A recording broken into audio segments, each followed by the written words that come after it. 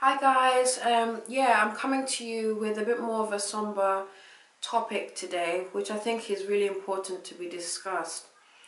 So, checking my social media yesterday, I saw that another reality star has taken their life at such a young age.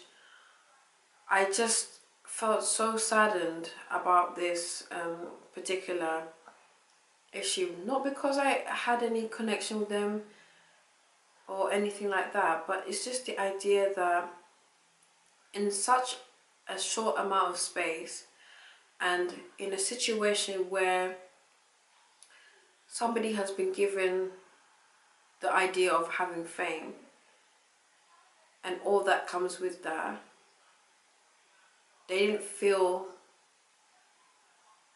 that living was an option for them. However it came about, the circumstances around this person's death was such that they were found in a forest, like a very horrible place to be and so alone.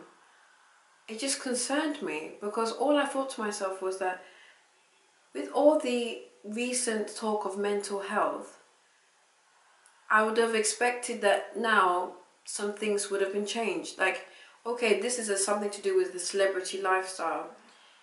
Just because somebody wants to be famous or has the idea of being on television, I don't think that that should excuse those who put those people on TV should then leave them after the fact that they've become famous. Fame cannot lead to happiness. It can add to certain things. You might get opportunities and so forth, and that can give you some of, the things you wanted in your life. But my main question is there a psychiatrist or psychologist to give these celebrities aftercare after the fact that they have been living generally normal lives and now are in the spotlight and have to deal with all the backlash of what that brings? Most of the times we see that people have these bad breakdowns, turn to drugs, have something that hasn't gone so well for them because maybe the networks around them are not so good. And it brings me on to the point that it's not just celebrities. It can be people that are around us that are not doing well, and yet in that situation, they don't feel comfortable to ask for help, and that leads to certain behaviors that could lead to something like suicide. Or we are not keeping our eyes open as a society for our friends and really asking the hard questions. Now, if somebody says, you say to somebody, how are you? And they say, fine. I think most of the time we just leave it as that and we don't even want to continue the conversation. Fine means that's all they want to give. I don't need to ask any further questions. And it doesn't make sense. I know for myself, when I say fine, I'm actually 90% of the time I'm actually not fine, or I just can't be bothered to talk. That's, the 10% is I just can't be bothered to talk. If I'm really good, I'll say I'm excellent, I'm great, whatever. But we just don't want to further engage because it means that we have to give a part of ourselves to hear somebody out. And often enough, we don't want to put ourselves in that situation to really know what's going on with somebody else. Mental health has so many different branches, and I'll just read some of the different areas that mental health can affect. So the main groups of mental disorders are mood disorders such as depression or bipolar disorder, anxiety disorders, personality disorders, psychotic disorders such as schizophrenia, eating disorders, trauma-related disorders such as PTSD. And PTSD doesn't necessarily mean just only coming from going to war and stuff like that. You can have PTSD for traumas that may have happened in your childhood or even as a recent event in your life or something that you were not able to handle. And then substance abuse disorders, all of which can lead to the unfortunate outcome, which is suicide. And you know, as it comes out, like that, we're hearing stories now of people we're so shocked that have taken their lives. I just feel that it's a time for people to just realize that if you need help, you shouldn't be afraid to ask for it. Now, it may not be the case that you always want to ask for help for people that are around you, but there are many people that can help you, such as psychologists, psychiatrists, and I feel that people should take that stigma away for, you know, not being able to, you know, think straight or whatever, and, you know, they're having a difficult time. It's okay to ask for help. I really feel that there should be no stigma, there should be no embarrassment about that. Also, the way we think has to also be addressed. Sometimes we have such a negative view of ourselves. Even the way we will approach something, we will say the most negative thing rather than giving ourselves the opportunity to put a positive spin on anything. We might apologize. Like for me, for example, I used to apologize for everything. Like, I'm sorry, but, well, first of all, I'm British, so we say sorry for if somebody trips me up, I'm gonna be the one that says sorry. It doesn't even make sense, but this is how we've been brought up, you know. And you know, instead of saying so, I'm sorry I'm late, you know, you could say something like, you know, thank you for waiting for me in this time. Just take it, you know, I'm saying a very small example, but I'm saying we need to take the negative spin on the things that are happening in order for us to be able to have more of a positive life. Again, another issue is suddenly social media. It's not real life. This is a fact. Like, social media is not real life. So seeing somebody else's life, you don't know what was going on for them to be in that situation. It could be that they're faking it till they make it, or it could be that some friends that have got pictures and that they, you know, like certain things that can make them look good in a picture, and they don't have anything, and yet you're sitting there watching that person thinking that my life is not great, and you're suddenly doubting yourself, and that's not even the way to go forward with things. My main issue is that we need to live our lives the best we can, and that will include asking for help, talking about how we feel. And sometimes, yeah, it might sound a bit repetitive, but if it's something that's going to help you to get through a situation, then I think it's important to talk about it. I think that too long we stay quiet, and I especially want to like address a lot of things in the African community and the African culture where things can be easily brushed aside, which I don't think is okay. You know, sometimes you need to talk. I am blessed because I have great parents who I can tell them anything. I mean, let me not, you know, get it wrong. At the beginning, I found it very difficult to talk to my parents because I was so scared about disappointing them that to say anything that was not less than perfect, I felt like I was letting them down and I was letting myself down. Whereas I found that if I spoke about things, they have lived their life before me. They have gone through things. They will be able to tell me and guide me through certain things. Equally, if you feel that you don't have someone like that, you may have friends who you'll be able to talk to.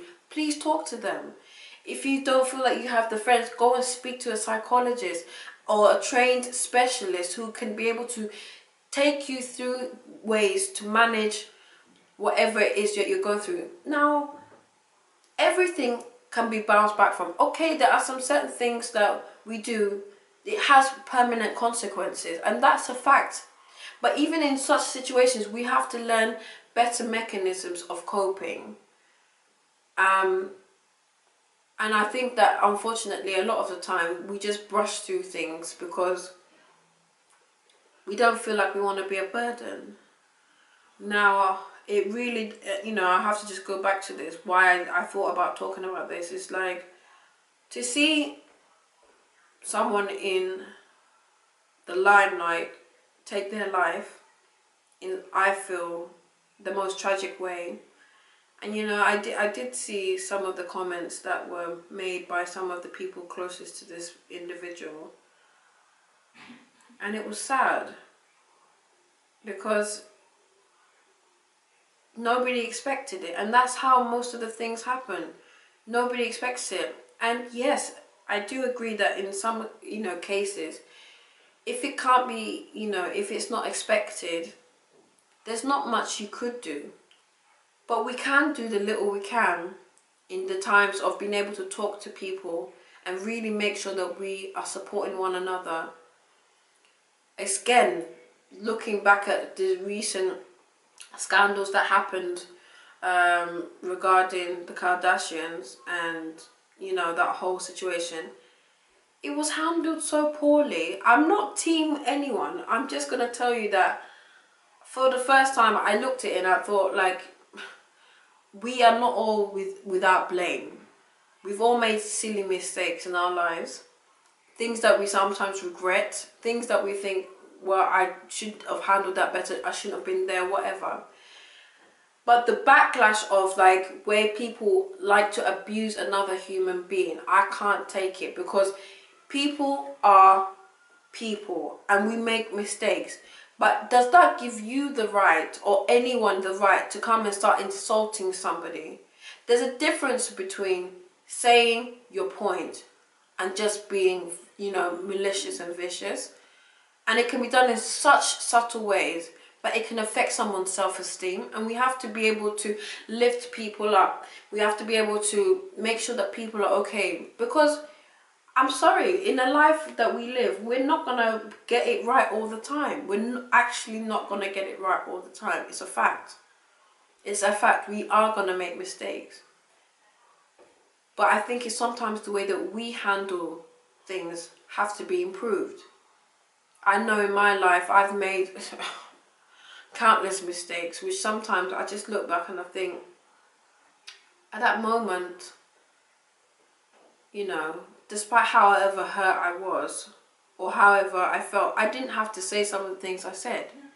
It doesn't make me a better person for talking. And as I said, I'm now able to speak with my parents. And my dad told me, in some circumstances, retaliation is just not the way forward. But it is good and helpful to talk to somebody about how you're feeling, so that you can process your emotions about that issue. There are some other mental health issues that are maybe beyond just talking. Maybe it means that that person needs to have medication. But if you're not willing to get the help, you may always be confused as to why you're feeling a certain way. And there could be some simple solution that could easily get your mind into a better state. I just, I think that, it is important that we do address mental health in a better way. That the stigma from back in the day, how we think about mental health, needs to be removed. Everybody goes through stresses in their lives, some more than others, that can lead you to have a break. And it's important that we do respect one another and help each other. I hope that in these coming weeks that we can just reflect, and I really send my heartfelt condolences to the family that have been affected by this particular loss. And that's even just to speak on one subject of mental health. There's so many, facets of mental health that should be addressed. I am glad to see that it's becoming more of a topic that can be spoken about. And I hope that there'll be more areas for people to just feel open, that they won't be so scared to talk about this particular subject.